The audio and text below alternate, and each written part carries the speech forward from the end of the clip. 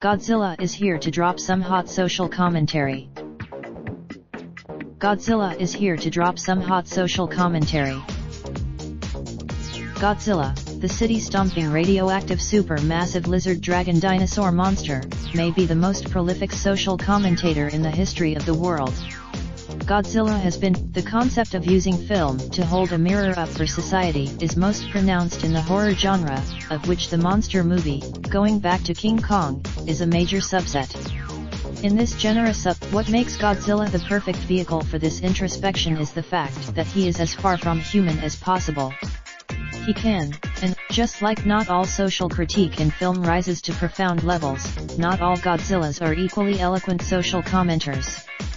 For the purposes of, as a matter, of course, there may be minor spoilers for Godzilla King of the Monsters in the following descriptions of a few of the social critiques found in the film. In Godzilla King of the Monsters, the private cryptozoological research company Monarch has taken it upon themselves to track down and carefully monitor the hibernating titans and keep the world safe.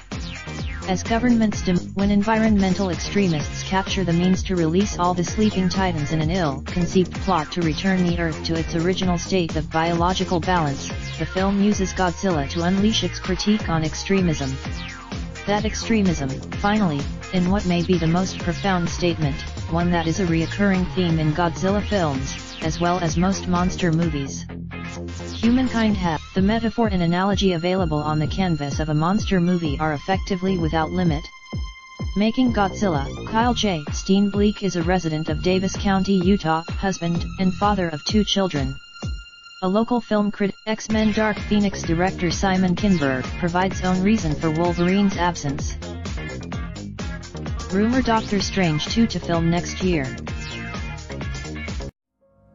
Raindrop, drop top, top smoking, no cooking the hot pot. Fucking on your bitch, yeah, that. Looking up, open the park pot.